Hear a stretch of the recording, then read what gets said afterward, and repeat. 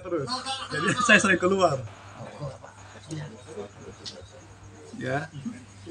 Jadi kita itu ada yang namanya khodam. Setiap ilmu itu ada khodam-khodamnya. Khodam itu artinya pelayan. Pelayan itu kebagi dua. Ada pelayan dari bangsa malaikat, ada pelayan dari bangsa jin. Jadi khodam itu bahasa Arab, artinya pelayan. Kalau bahasa kita mah security lah ya. Cuman dia pelayan dari bangsa gaib. Nah, khodam kita itu tergantung dari jenis zikir kita atau tergantung dari jenis tirakat kita. Kalau kita tirakatnya pengen sakti, pengen hebat, pengen yang lain, maka itu yang masuk khodamnya khodam jin, khodam siluman, dan khodam-khodam yang sebangsa kayak gitu. Tapi kalau kita murni zikirnya, nah maka yang masuk itu khodamnya malaikat. Asli. Kayak gitu. Makanya jangan kaget ketika orang itu beramaliyah atau zikir, ya kan? Nggak sedikit yang jadi gila, bahkan stres. Pernah kan menyaksikan seseorang itu yang rajin zikirnya, atau dia pesantren lah mondok, pulang-pulang stres, pulang-pulang jadi gila, hanya pancung kan, akhirnya dia suka marah-marah. Naudzubillah. Pernah nggak melihat yang seperti itu? Jadi dia mondok atau ngaji, terus mengamalkan ilmu-ilmu, dia tirakat puasa sekian bulan sekian hari, malah lama-kelamaan jadi gila. Itu khodam itu. Nah, bahkan nggak sedikit pengamal-pengamal toriko yang jadi gila, ya. Tapi nggak banyak sih, hanya sebagian. Harusnya dia semakin baik, malah jadi gila gitu. Kenapa kita jadi gila? Atau amaliyah kita itu membuat kita sengsara, padahal yang dibacanya baik. Itu karena 5 hal ya. 5 hal yang membuat kita itu jadi gila ketika mengamalkan sebuah wirid atau zikir. Sekalipun ikut toriko, apalagi zikir yang lain. Pertama, yang membuat orang itu jadi gila ketika setelah selesai zikir atau setelah wiridan, yang pertama karena zikirnya itu nggak bersanad. Misalkan Kang Haikal dari YouTube atau dari Google atau dari buku-buku beli gitu. Wah ini nih ilmu tarik janda gitu. Wah sekian dibacanya. Atau ilmu misalkan bisa menembus dimensi gaib, atau ilmu bisa menghilang, atau rawa rontek. Waduh, aneh-aneh lah ilmunya. Dibaca tuh. Atau ilmu-ilmu yang lain lah, ya. Itu kan gak jelas sanadnya. Gak nyambung. Ketika kita mengamalkan ilmu wiridan atau zikir atau aurad tanpa ada sanad, tanpa ada silsilah, itu nanti yang membuat seseorang itu jadi gila. Akhirnya yang repot kita lagi ngurusin yang kayak gitu, pasien-pasien yang stres gara-gara ilmu ya. Nah, sedangkan penting namanya sanad. Makanya carilah guru yang punya guru lagi, yang sampai nyambung. Oh iya, yang sampai nyambung ke Rasulullah sanadnya.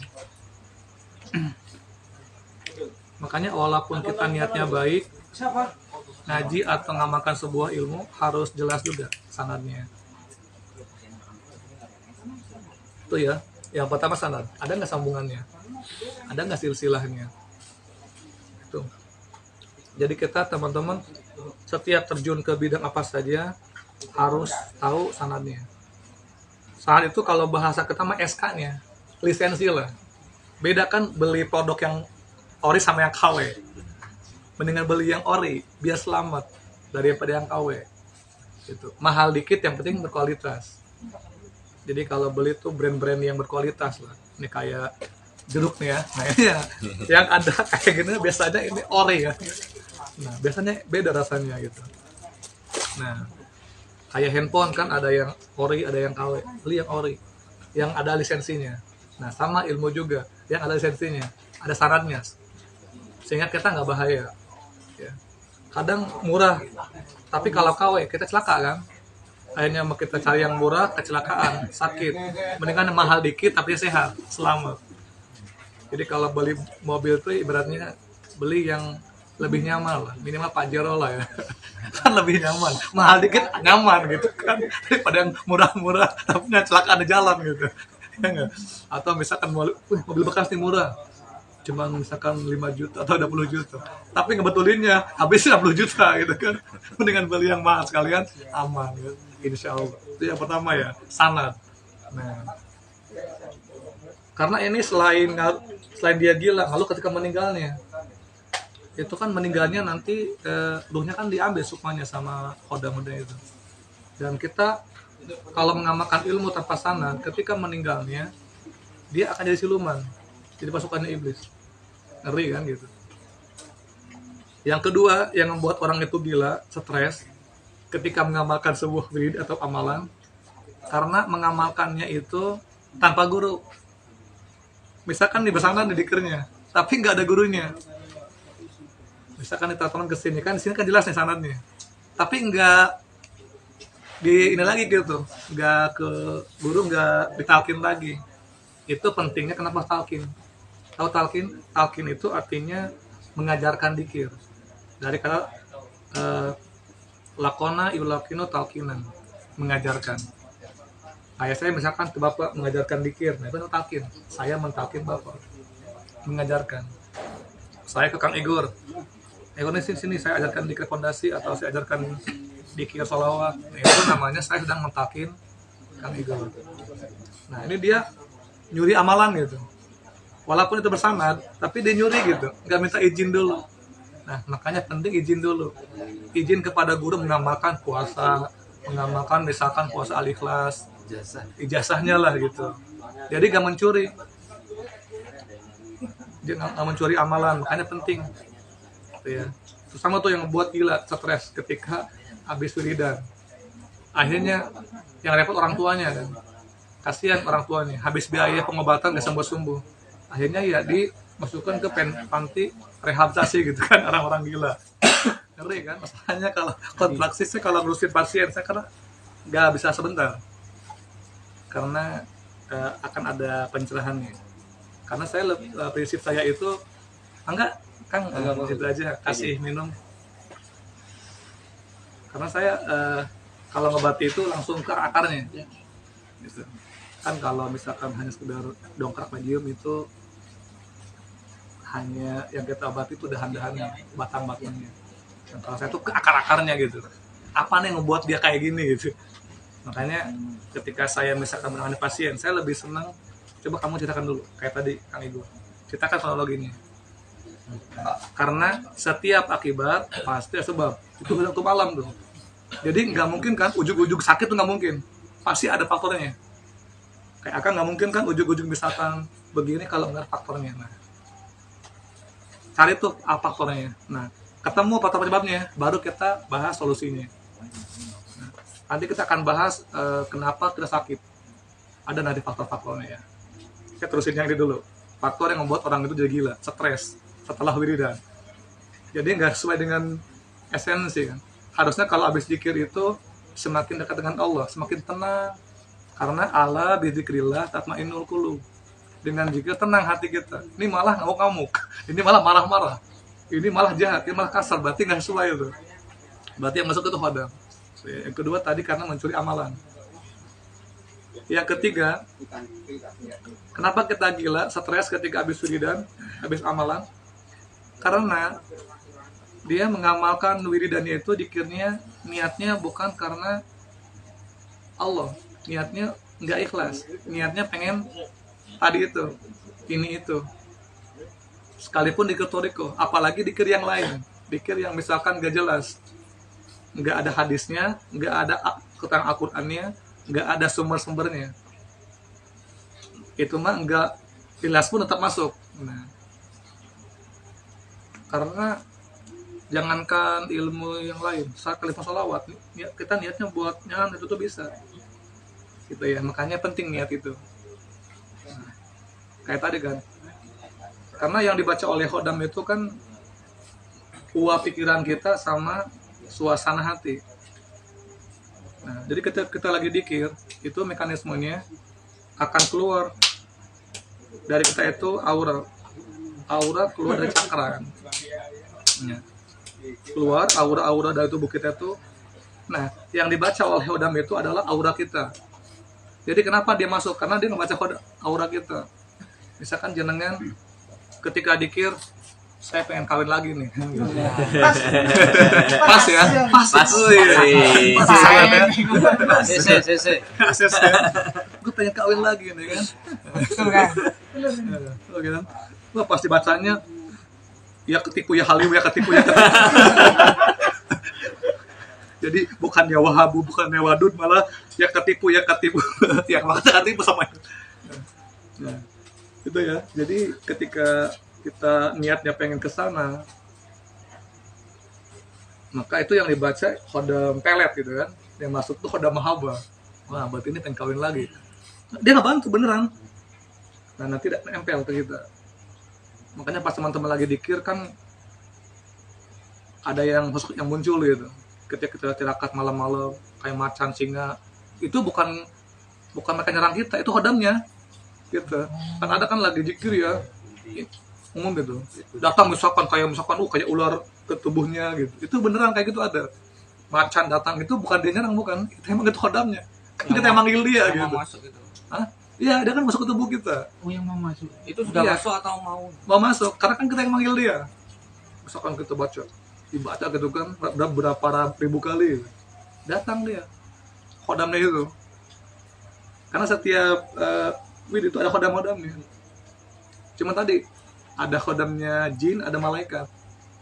Kalau para aulia kan itu malaikat semua, Rasulullah gitu.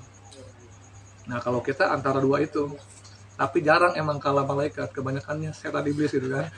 Karena kalau kitanya kelakuannya kayak setan, itu masalahnya. Nah, itu nempel tuh. Jadi dia mau masuk karena dipanggil sama kita. Ketika kita mulai ila hadarati, kayak teman-teman misalkan, teman-teman pengen jago kungfu gitu kan, ila hadarati Bruce Lee, nempel khodam. Teman-teman pengen jadi pemain bola terkenal, ila hadarati Ronaldo.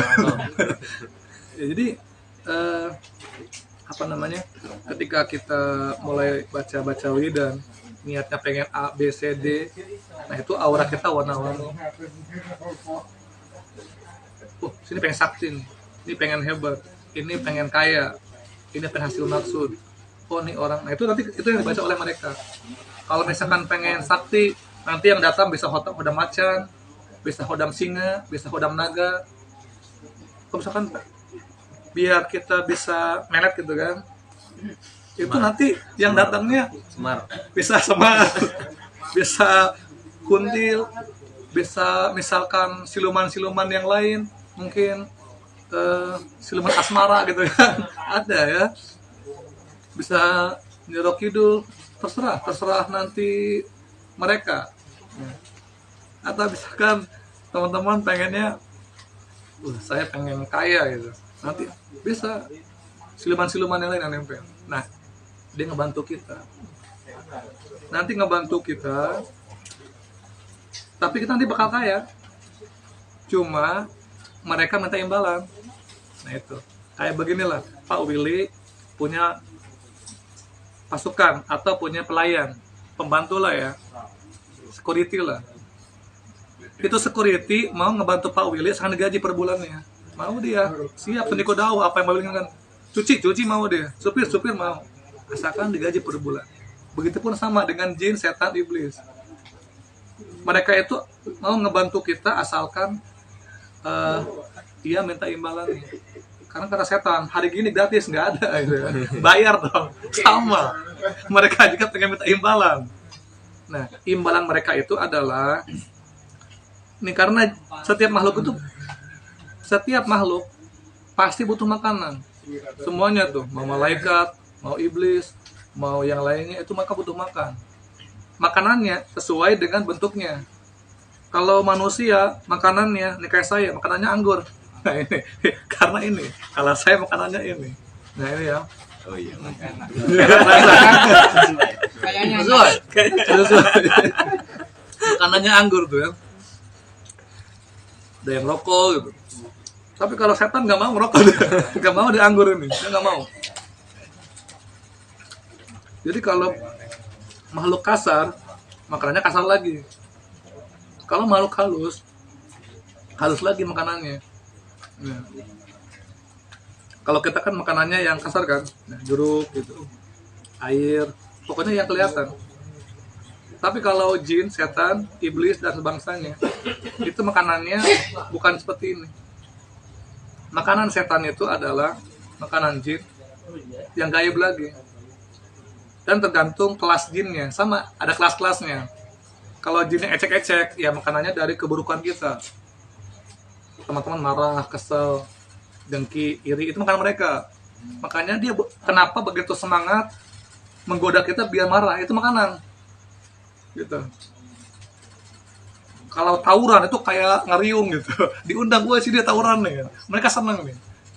Makanya mereka itu maksudnya menggoda kita, kan dia lapar. Biar kita marah, nah marah kita. Jadi makan mereka, dia makan sama mereka. Itu kalau jin ecek-ecek. Tapi kalau jinnya berkelas, jin khodam, itu makanannya bukan hanya itu saja. Makanan dia itu adalah dua. Pertama ruh, yang kedua sukma. Nah ini yang jarang kita ketahui. Kita kadang-kadang, yang penting gue sakti lah, bodo amat. Nah, padahal kalau kita sakti itu dibantu oleh khodam, nanti dia minta imbalan. Nah, imbalan tadi.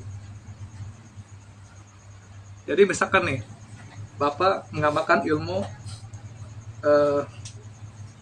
misalkan menarik janda gitu ya, atau misalkan ilmu pelet, atau ilmu misalkan susuk atau yang lainnya, biar banyak cewek suka, atau ilmu gendam, atau ilmu hipnotis, atau ilmu-ilmu yang sifatnya kesaktian lah ya. Nah itu nanti secara mekanismenya khodamnya nempel. Nah khodam itu ngebantu kita. Nah nanti khodam itu ngebantu kita, tapi nanti dia juga minta imbalan. Nah itu imbalannya ruh dan sukma kita itu dimakan sama dia. Semakin dia makan ruh kita, dia makin sakti, makin kuat jinnya itu. Itulah yang sebut konsep tumbal gitu. Kayak gitu. Nah, nanti kita bahasnya biar tuh ada akangnya apa Kang ya, biar akangnya gak penasaran gitu. Apa. Nah kayak gitu. Ini contohnya ya, contoh yang tebakan seperti beliau. Nah, tapi jangan takut, justru saya bongkar ini biar tahu gitu kan. Saya buka hebat-hebat kayak teman-teman semua ini. Tantang semua kalau iblis setan. Bahkan sengaja dibuat konten kan gitu, tarik semua. Pas ada bini malah diam. Takut semua sama bini, heran. Berarti saktian bini kita ya, lebih serem istri kita dibanding jin. Makanya saya selalu bilang medium itu mudah. Caranya kalau pengen medium, lihat aja ekspresi istri kita tanggal tua. Saya itu medium alamin. Apalagi recent, siap-siap itu. Itu kayak gitu tuh medium. Medium jin. Nah, kalau pengen tahu kayak gitu tuh talikas tuh. Itu medium tempat dipanggil lagi tuh. Otomatis. Makanya galakan istri kita ketika ngamuk gitu kan. Makanya kalau istri itu jangan diruqyah, dia nggak bakalan diam. Ngamuk-ngamuk terus. Kalau istri itu diruqyah, diam dia. Nah itu caranya. tipis ya. Tipis, cuma tipis. Nggak mau diam, dikeluarkan juga nggak mau dia kalau diruqyah. Tapi kalau rupiah, apalagi 10 lembar, adem. Udah tuh. Cara istri kalau ngamuk-ngamuk di rupiah. Gambar Bung Karno 10 lembar aja kan, 3 di kepala, 3 itu ya. Jadi dia minta imbalannya. Agak ini. Diambil sama dia khodam ruh dan sukma kita, dimakan. Makanya dia minta tumbal. Karena kenapa? Karena dia itu nggak butuh dohir kita, dia butuh ruh tadi itu kan. Makanya kan kadang-kadang bisa hewan tumbalnya, bisa anak, bisa istri, terutama yang pesugihan, yang penglaris, itu semua ilmu-ilmu kesaktian. Ini kalau nggak tumbal anaknya, kan cucunya bisa.